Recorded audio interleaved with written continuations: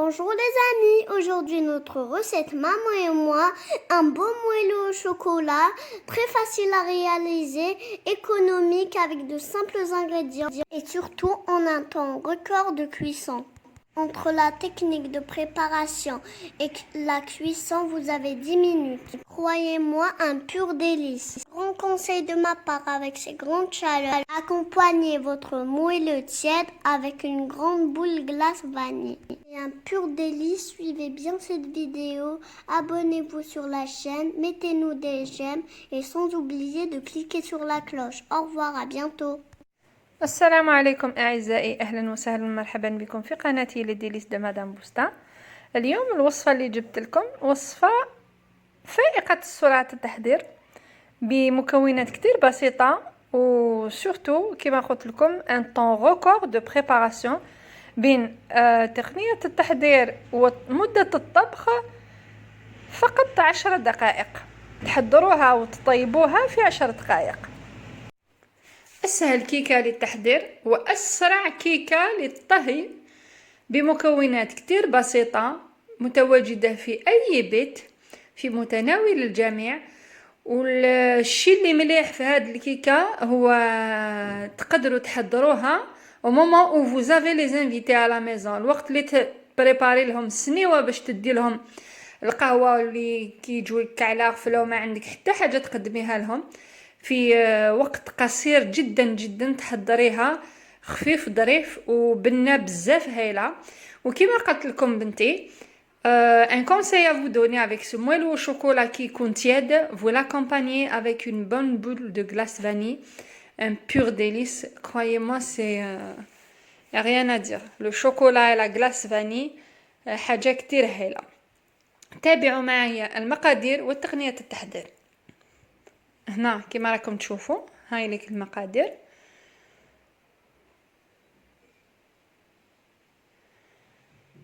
كتير بسيطة. هنا عندي 3 حبات بيض، 3 مغارف كبار سكر،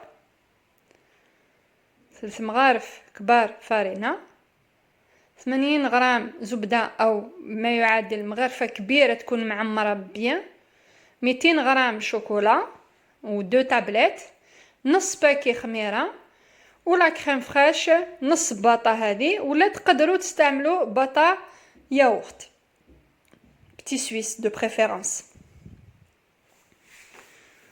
لا غراند بوط دو بتي سويس elle peut remplacer bien la crème fraîche. هاي اللي كان هنا درت نص الباطا. نحط الزبده والشوكولا. هنا تقدروا تستعملوا انا هنا استعملت شوكولا نوار، بصح نتوما تقدروا تستعملوا شوكولا ولي ولا تقدروا تستعملوا لي بيبيت دو شوكولا. انا هنا استعملت 2 تابلات دو شوكولا نوار ماكسون plus exactement. elle est pas excessivement chère وبزاف بنينه. نحط هاد 3 مقادير في الميكرووند، نذوبهم في ميكرووند لمدة 2 دقائق. اللي ما عندوش ميكرووند يقدر يذوبهم على حمام مائي. هالي كيذابوا كي الزبدة كي الشيكولا كيذابوا في الميكرووند. بيان سور كي تذوبوا في ميكرووند ننصحكم كي يجوز نص الوقت. انا هنا استعمل 2 دقائق، كي جازت الدقيقة الاولى فتحت فيريفيت لي زانغريديون باسكو من داك يا دي ميكرووند يقدر الشيكولا تاعك تحرق. نخلطهم مليح كما راكم تشوفوا avec une spatule ولا فوي صغير.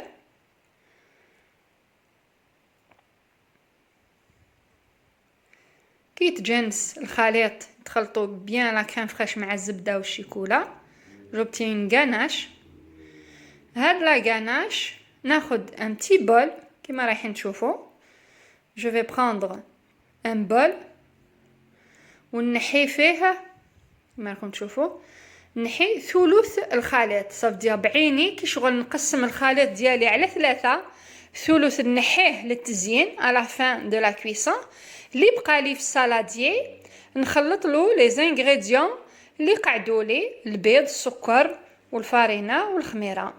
هنا نزيد البيض 3 حبات تاع البيض، انا هنا استعملت 3 زو كبار، بصح ولا ما عندكمش الحجم هذا تقدروا تستعملوا 4 حبات بيض صغار. نخلطهم بيان بالفوي.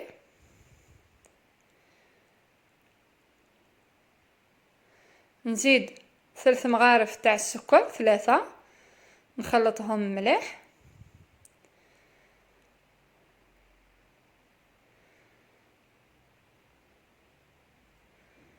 في منخل ولا vous pouvez utiliser غربال الفارينة توجور من الأحسن surtout la levure aussi من الأحسن تغربلوها pour éviter les grumeaux pour éviter ça dépend تقدر تكون فيها شعرة تقدر تكون فيها عفسة هكذا on est sûr que notre farine elle est bien propre elle est tamisée.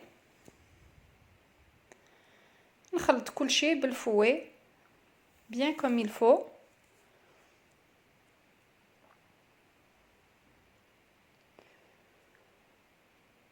Voilà, j'obtiens un mélange semi-liquide, un appareil bien brillant. هنا je prends un moule en silicone ولا même تقدروا تستعملوا saladier. un saladier تاع sauf que في السالاديي الوقت يشد لكم دقيقة ولا زوج كتر على كي ديروه في un moule en silicone ولا un moule en plastique كيما تعرفوا كاع ميكرووند ما نقدروش ندخلوا فيه الحديد. هنا سمحوا لي ما قبل شتوني شمخت لو مول فرغت فيه الماء كي شغل شللته. هذا سي تري تري انتريسون باش الكاطو تاعنا يفا سو ديمولي يتنحى فاسيلمون من المول بعد الطياب. تشمخوا لو مول ولا الباطه تاع بلاستيك ولا السالاديي. هنا نهضر لكم على الطون دو كويسون ومن بعد نولي لكم لهاد لاستيوس 3 minutes 30 جو مي ان مارش ونخليه يطيب. هاوليك بعد الطياب كما قلت لكم شوفوا كيفاش يسي ديمولي دي باروا دو مول باسكو شمخت لو مول ديالي من قبل. هنا في طبسي جو لو روتورن une fraction de seconde il se démoule très facilement. il est vraiment moelleux خفيف ويبان كي شغل imbibé à l'intérieur. شوفوا هنا الثلث تاع لا غاناش اللي نحيتها مع الاول هنا نزين بها الكيكه ديالي. نقدر ندهن كاع ميم لي بوردور وندير لهم دي كاكاوات ولا دي زاموند غريي مولو نطحنو كاوكاو ولا لوز محمص ونرحوه ولا دي زاموند ديفيلي ولا كيما راني درت هنا انا تالمون اني محضراتو فيت في نزينو uniquement avec des vermicelles au chocolat من الفوق. بصح نتوما libre à vous de décorer كيما حبيتو la surface et les bords du gâteau.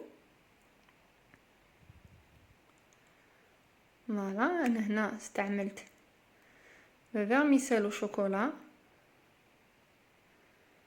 vite fait bien fait. صدقوني النتيجة بزاف هايلة ويخرج الانتيريور تاعو كي شغل سقيناه avec un coulis au chocolat ou bien avec une sauce au chocolat. très simple et très facile et vite fait surtout كي يجوك ضياف على غفلة تقدري تحضريه تسلمي عليهم الوقت اللي توجدي بلاطو باش تدي لهم يكون واجد. نتمنى انه الوصفه تكون نالت اعجابكم. هنا تشوفوا نتيجه الكيكه بعد ما قطعتها تشوفوا كيفاش تبان لكم كي شغل مسقيناها افيك ان كوليو شوكولا او بيان سيرو. نتمنى انه هذه الوصفه تكون نالت اعجابكم. اشتركوا في القناه بارطاجيو مع صحاباتكم مع عائلتكم لكي تعم الفائده. حطوا لي جيم وضغطوا على تفعيل الجرس لكي يصلكم كل جديد القناه. المقادير راح نحطها لكم في اخر الفيديو. اترككم في رعاية الله وحفظه. الى اللقاء الى حلقة قادمة ان شاء الله وشكرا.